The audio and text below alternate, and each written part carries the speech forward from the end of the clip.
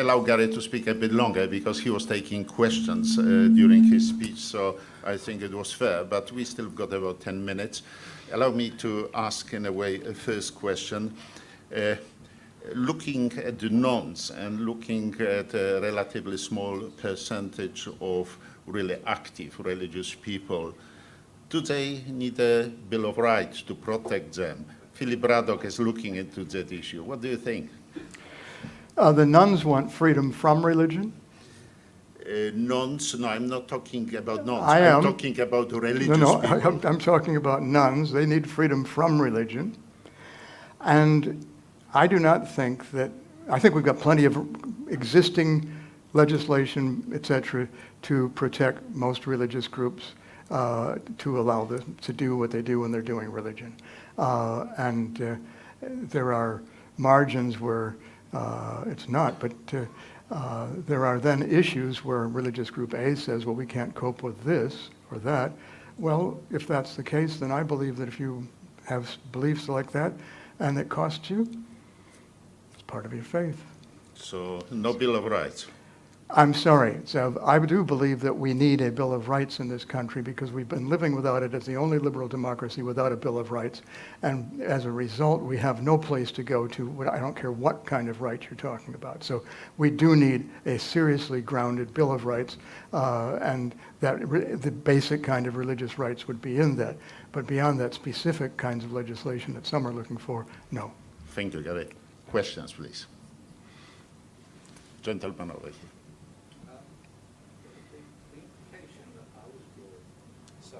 The implication, I don't know whether that is that working? It is, yes. The implication that I drew from your talk was that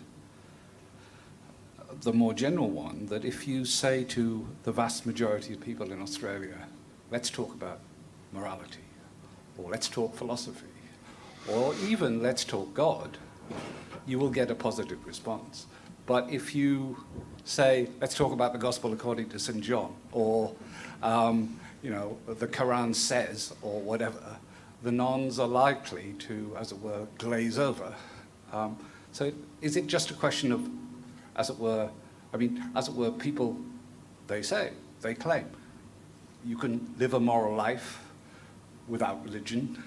You can be concerned about human rights without religion. You can be concerned with equality of treatment of human beings without religion. Okay, well, if that's the case, then it really is a question of how one communicates, not the inability to communicate. Yes, I think you put your finger on it. How do you communicate? How do you begin the conversation? Yes. And if you're going to start with the Gospel of John, well, you've got so much background to fill in that you're going to miss out on most of what's going on. You would never get there. Yes. On the other hand, if you said, well, let's talk about God, they'd say, huh? What? Or some other, or even let's talk about a philosophical system of ethics. Yes. Systems, etc., it fits in the category of an organization or an ideology. And there's a strong antipathy to all those things. And so you would have to say, look, here is an issue. What about this issue? Yes. Can we talk about this issue? And if you talk about the issue, and then you'll be put into, well, how do you could say, well, my faith gets me there. Okay, well, that's fine, but tell me where you are on this issue. Not dismissing your faith, understanding that that's the way it works, but other people might get to the same position on the same issue out of very different kinds of place. And it's watching those discussions go on, which I think are richly informative, but also quite what you'd expect in a multicultural society. I don't need to adopt your culture to speak to you, and that's the problem with some people say that's the only kind of language you can have in the public space. No, I need to be able to listen to you, but really what we're talking about is your position on this issue. And it's much more issue-dominated and far less dominated by some kind of, oh, well, this is a Rawlsian approach. And sorry. Carrie. Just related to that, are we then talking about a quite profound shift for most institutional religions or expressions of faith, where for the past, let's say in Christianity, for instance, for the past 500 years, the competition has been about right belief. That is, this is the set of beliefs we hold, this is what you should believe. Now seems to be shifting to the default position is right action. That is, most of those stand outside the tradition. They are saying, show me, don't tell me. Well, there's certainly show me, don't tell me, but the hyper-orthodox approach of right thinking is alive and well in very, very small sectors of the society. Sydney Diocese being one of them. I grew up in a even smaller outfit that thought they were the only true church. We did get over that, and I certainly have. But it's just, what you're really saying is, I think, utterly profound. We're moving from thinking first to examining and interacting to find a way forward on issues. And it's not like you think yourself clearly and have your concepts absolutely right, like some French philosopher who can't do anything, but we're more likely to do, and to say, okay, what is the behavioral outcome? What comes from this? What are the... It's not just consequentialism, but it has a heavy notice of what is the impact on real people of this kind of activity. Yeah, and how do I feel you are as a person in the interaction? Do you actually have skin in the game? Are you actually working with me, or have you got a predetermined thing that you're whacking at me? Predetermined whacking, gone. Yeah, Patrick. Yes, we often hear comments about religious illiteracy in society today. So children haven't been catechized in the way that they were in the past. So Oh, don't I know? how do you respond to that? Like you've indicated, there's strong religious practice in certain quarters. So is that illiteracy more, depends who you're talking to? It's the nuns, is it? Or not the nuns? Religious illiteracy, Patrick, you and I are extremely literate. And we were catechized into oblivion, but it stays with us as a mode of thinking, etc. And we would each count it valuable in our own ways. But religious illiteracy, we would not have found very many religiously literate people if we were going to use the standards that you and I would apply to ourselves to call ourselves religiously literate. And I don't care whether you're talking about knowledge about one's own faith, if nominated, or religious stuff out there. We started by shying around some pictures just to see if we get kids to pick up on things. And there was a picture of the Pope, and there was a picture of the Dalai Lama, and there was a picture of a church, and a few things like that. And yeah, they could get the Pope, which was heartwarming. They got the Dalai Lama right off. There was a picture of that fish with feet on it, and Richard Dawkins. They didn't pick up on those pictures, which was interesting. But it wasn't like they had deeper knowledge about their own faith or anything else they wanted to bring into it, or to say nothing of knowledge of Scripture. I mean, it's just, and it doesn't mean that there aren't some that do. There will be some few within each tradition, deeply schooled within it, etc.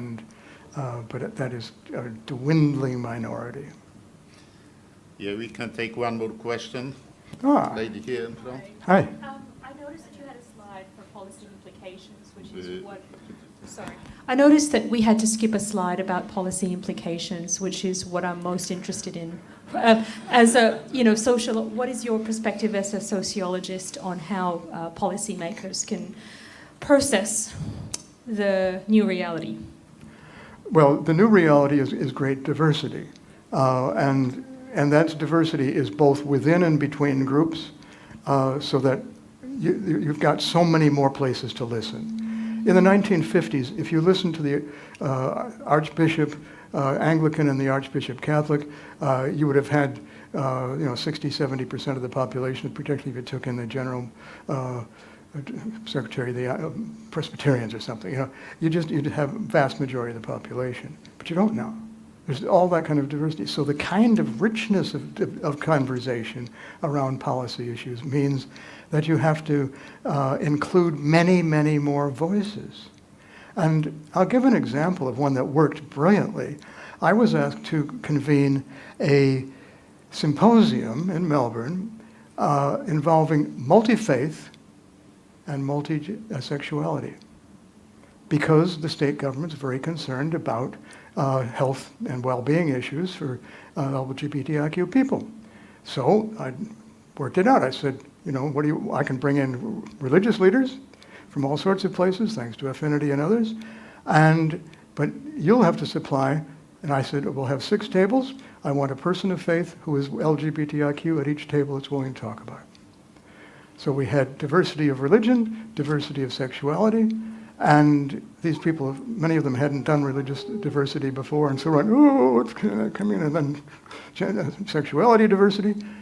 After 2 hours, you couldn't stop them. You just couldn't. There were tables of about 6 to 8, and you couldn't stop the discussions. There was just, you know, really getting to terms with what are the health issues, how do they, but the voices were coming out of concern for human beings, and it went brilliantly well. The test of the success was when it was all finished, we went to lunch. Lunch was just spread out on some tables.